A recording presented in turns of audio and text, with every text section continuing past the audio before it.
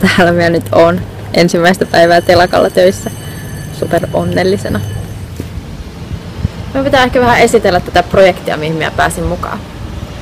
Astrid on siis vuonna 1947 Porvoossa rakennettu puujaala, kaljaasi. Niitä rakennettiin varmaan joku 5-60 silloin heti sotien jälkeen, kun Suomea uudelleen rakennettiin. Eli entinen rahtilaiva. Nykyään se on yksityisomistuksessa ja tekee purjelaivakonttorin kautta risteilyitä kesäisin. Mä voin vaikka linkata sen tähän alle, sen purjelaivakonttorin nettisivut. Tuo Astrid on 25 tai 30 metriä pitkä, riippuu siitä ottaako ton puolustusreitin mukaan vai ei. Siinä on 7 metriä leveyttä ja varmaan suunnilleen pari metriä syvyyttä.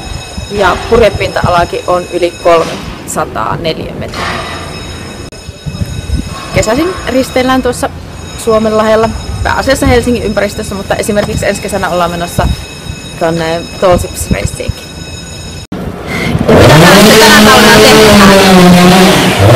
Tuon Astridin keula, siinä on 2 steeviä pystyssä, on sisämpi ja uloampi steevi, niin se sisästeevi on jo aikansa elänyt, eli se pitää purkaa pois ja laittaa uusi tilalle. Ja jotta siihen sisästeeviin pääsee käsiksi, niin pitää aika paljon irrottaa lankkuja molemmilta puolilta, niin, että sen pääsee vaihtamaan. Ja sitten myös osa niistä lankkuistakin on vähän huonossa kunnossa. Ja sitten kun kerta puretaan, niin ei ole enää mitään syytä olla vaihtamatta huonoksi menneitä kaaria sieltä veneen sisältä. Eli aika monta palaa tuohon nyt laitetaan uusiksi. Täällä on päivittäin töissä tuo meidän pomo Jouni, joka kertoo meille mitä tehdään ja on vähän joka paikka löydänä joka paikassa. Sitten on veisteen-mestari Mikael Tuoström, joka on aika hyvä tuossa, mitä hän tekee. Sekin on ollut täällä jo monta talvea töissä.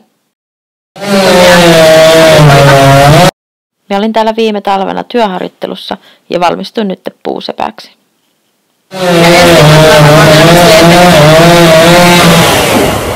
Niin tervetuloa vaan seuraamaan, miten remontti etenee. Tästä se lähtee.